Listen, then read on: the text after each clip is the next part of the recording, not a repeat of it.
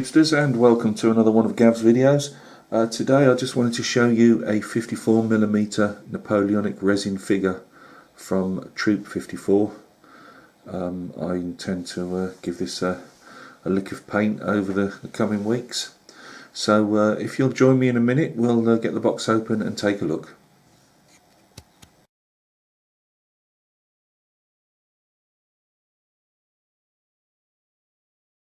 Hello guys, we're back again, and we'll have a bit more of an in-depth look at this figure, if I can get the camera to not fall over. Right, as I've said, it's a resin figure, 54mm. Let me just find something to point with.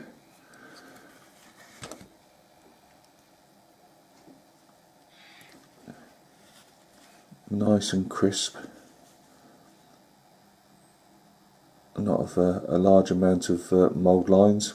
There's a couple of, let me just see if we can, a couple of little bits here, which you can just see is a bit of loose. I just need a bit of a clean up, but nothing essential. The little box at the back there, little locating lug, is to put this backpack on, which obviously isn't going to stop on with. You see he's got a nice camp pot on his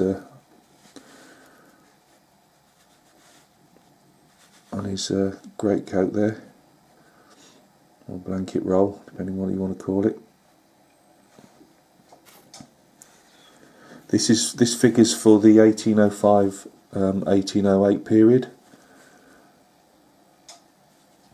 That's another lug there, well, a little hole to put this going.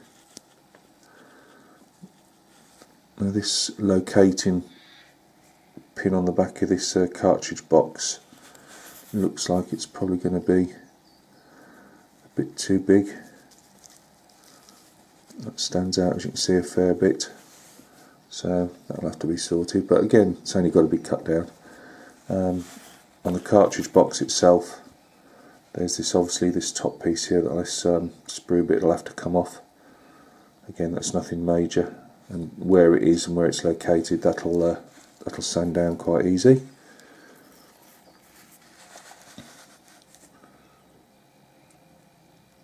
The face has got a nice sharp bit of detail. I'll show you that it's actually been modelled on an old print. So I'll show that in a minute. So that there is actually a bandage.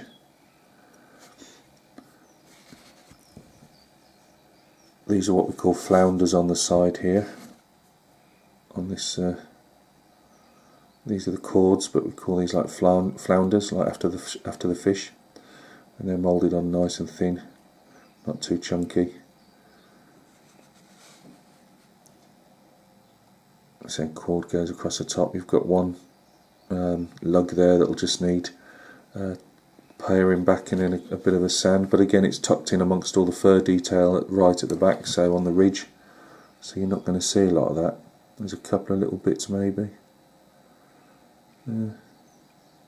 there, but again that's nothing to moan about. It's got quite a sharp face, high cheekbone definition there. I'll just quickly show you the artwork, if I can find it. This is the artwork, so this is what he's modelled on.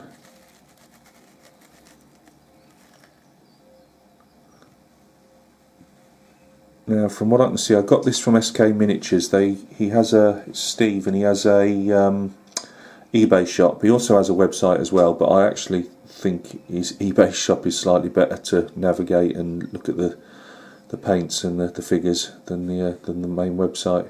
So if you're in the UK, I mean he ships worldwide, but you know, if you're in the UK, go on eBay and have a look what he's got to offer. All scales and sizes. It's not so much wargaming figures, it is, you know, larger figures to paint. I just fancied something that wasn't too expensive. And before I go on to another bust, you know, I just wanted to have a go at something smaller. I'm not particularly going to be planning to be putting him in a massive diorama setting, although you know what I'm like, that could change in an instant. And if you want a look what the figure, I mean, I've shown the actual, that's the front part of the figure,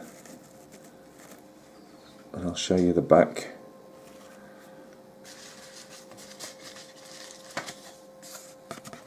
There you go.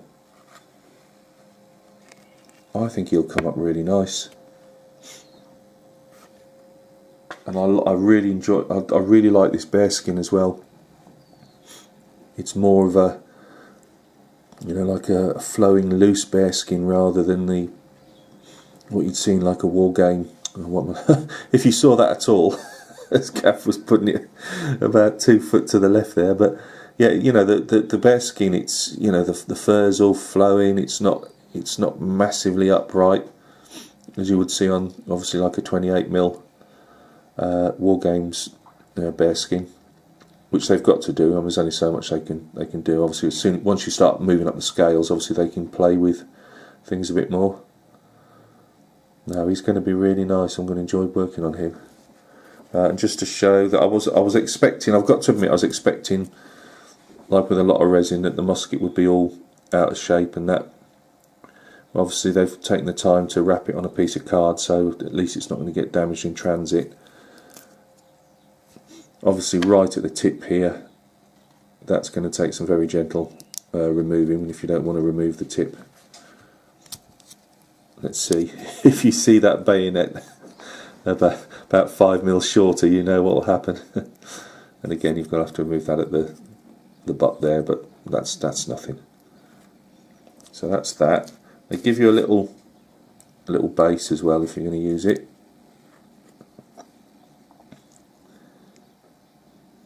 And on the back, Dave, again for strength, to stop them also getting bust, you've got the sword in its briquette there with the bayonet down the side.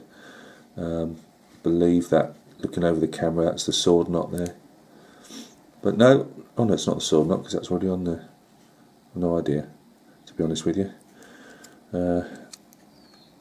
Again, Gav's prior planning.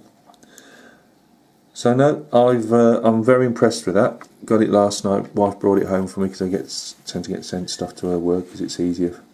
It's easier to get picked up. And when she texted me and told me it was here, I was chomping at the bit to have a look at it. No, I'm very impressed so far. Anyway, what I'm going to intend to do is do a video like Lucky Jack. I don't think I could do I mean, you can see how long this Italian 28mm is taking to do.